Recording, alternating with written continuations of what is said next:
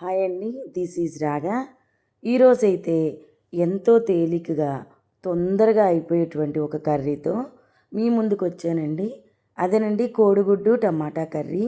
ఇది చాలా తేలిగ్గా అయిపోతుందండి. సమ్మర్లో ఎక్కువ టైము స్టవ్ దగ్గర నుంచోకుండా తొందరగా అయితే మనం కుకింగ్ని కంప్లీట్ చేసేసుకోవచ్చండి. ఇలాంటి కర్రీస్ని చూస్ చేసుకోవడం వల్ల ఇది చాలా టేస్టీగా కూడా ఉంటుందండి. మనం ఏ విధమైన మసాలాలు యూస్ చేయకుండా అయితే చేసుకుంటామండి ఈ కర్రీలో.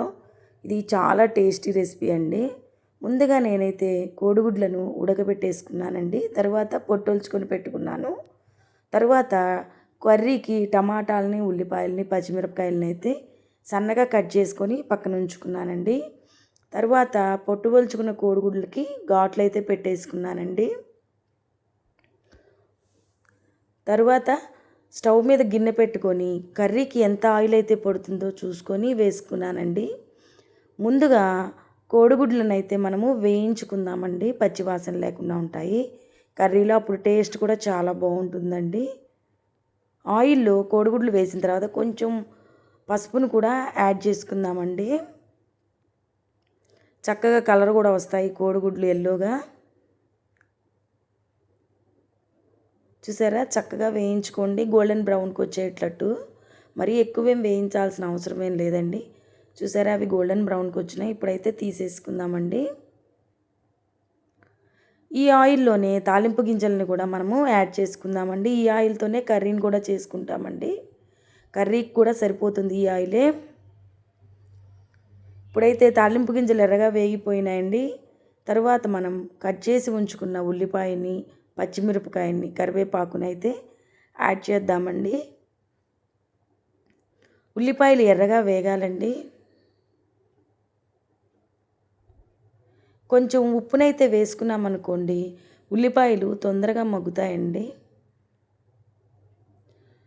చూసారా, ఇప్పుడైతే ఉల్లిపాయలు కూడాను చక్కగా మగ్గిపోయినాయండి. టమాటాలను కూడా మనము యాడ్ చేసుకుందామండి. నేనైతే ఈ కర్రీలో కొంచెం కూడా వాటర్ని యాడ్ చేయనండి. వెజిటేబుల్స్లో వచ్చే వాటర్తోనే అవి మగ్గిపోతాయండి. అప్పుడే టేస్ట్ కూడా చాలా బాగుంటుందండి.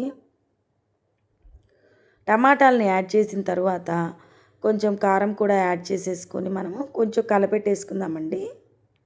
ఈ కర్రీస్లో వాటర్ని యాడ్ చేసామనుకోండి, టేస్ట్ వేరుగా ఉంటుందండి. వాటర్ యాడ్ చేయకుండా వెజిటేబుల్స్లో వచ్చే వాటర్తో మగ్గే కర్రీ టేస్ట్ చాలా బాగుంటుందండి. ఒక్కసారి మీరు కూడా ట్రై చేసి చూడండి. ఎప్పుడైనా సరే కర్రీస్ తొందరగా మగ్గిపోవాలంటే వెజిటేబుల్స్ మనం ఉప్పుని, పసుపుని కనుక యాడ్ చేసుకున్నామనుకోండి, కూరగాయ ముక్కలు తొందరగా మగ్గిపోతాయండి. మనం సపరేట్గా వాటర్ అనేది యాడ్ చేయాల్సిన అవసరం అయితే రాదండి మనకి అప్పుడైతే.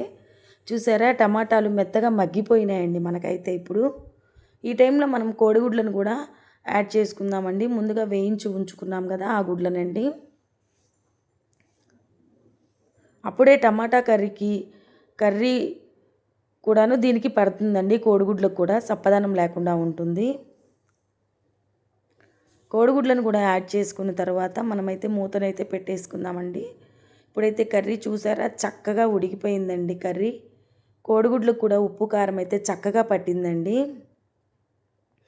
ఎంతో టేస్టీగా, ఈజీగా చేసుకోగలిగినటువంటి టమాటా కోడిగుడ్డు కూర అయితే ఉడికిపోయిందండి. కొంచెం కొత్తిమీరనైతే యాడ్ చేసుకొని స్టవ్నైతే ఆఫ్ చేసుకుందామండి.